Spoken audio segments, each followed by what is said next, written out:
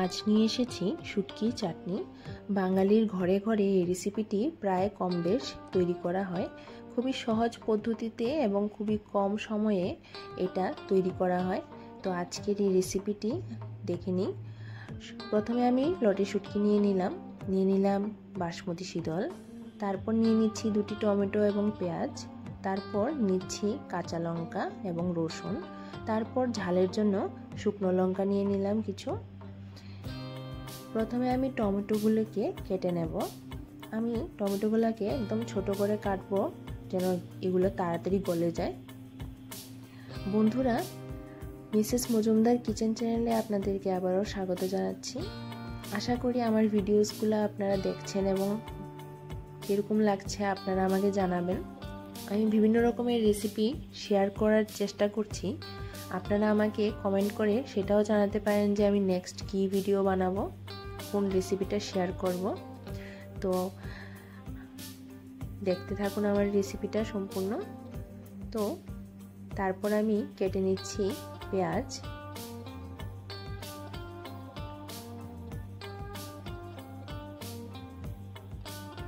পেঁয়াজগুলিকে আমি ভালো করে কুচিয়ে নেব। তারপর একটি মিক্সার জারে নিয়ে নেব কাঁচা লঙ্কা এবং রসুন, তারপর শুকনো লঙ্কাগুলিকে দিয়ে দিলাম। এবার একটু জল দিয়ে এটাকে ভালো করে পেস্ট তৈরি করে নেব। কড়াই গরম বসিয়ে তাতে তেল দিয়ে লটে শুটকিগুলোকে দিয়ে দিলাম। ভালো করে ভাজা করার পর তাতে দিয়ে দেব বাসমতি শীতলগুলা।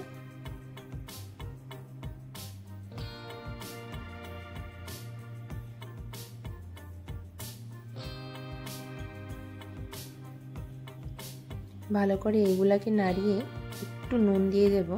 তারপর আবারও এটাকে ভালো করে মিক্সড করে নেব। তারপর দিয়ে দিচ্ছি কুচানো পেঁয়াজ।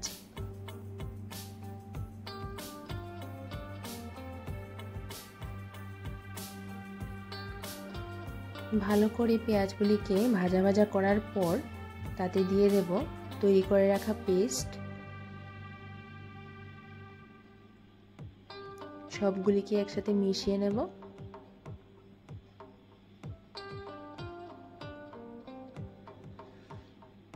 এবার তাতে দিয়ে দিচ্ছি টুকরো করে রাখা টমেটো, তার উপর দিয়ে দিলাম একটু নুন, তারপর দিয়ে দিচ্ছি একটু হলুদ,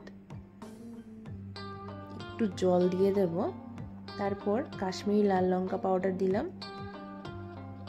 ভালো করে সবগুলিকে মিশিয়ে নেব। তারপর ঢাকা দিয়ে সিদ্ধ হতে দেব। কিছুক্ষণ পর খুলে দেখব সিদ্ধ কিরকম হয়েছে। একটু জল দিয়ে দেব।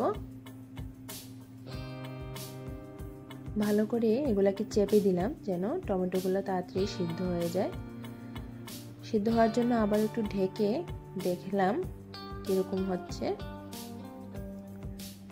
কষিয়ে নেব ভালো করে। বাস তৈরি হয়ে গেছে খুবই সহজ পদ্ধতিতে একটি দারুণ রেসিপি। আপনারা আমাকে অবশ্যই জানাবেন আমার রেসিপিগুলো আপনাদের কীরকম লাগছে এবং আমার চ্যানেলটিকে সাবস্ক্রাইব করে নেবেন।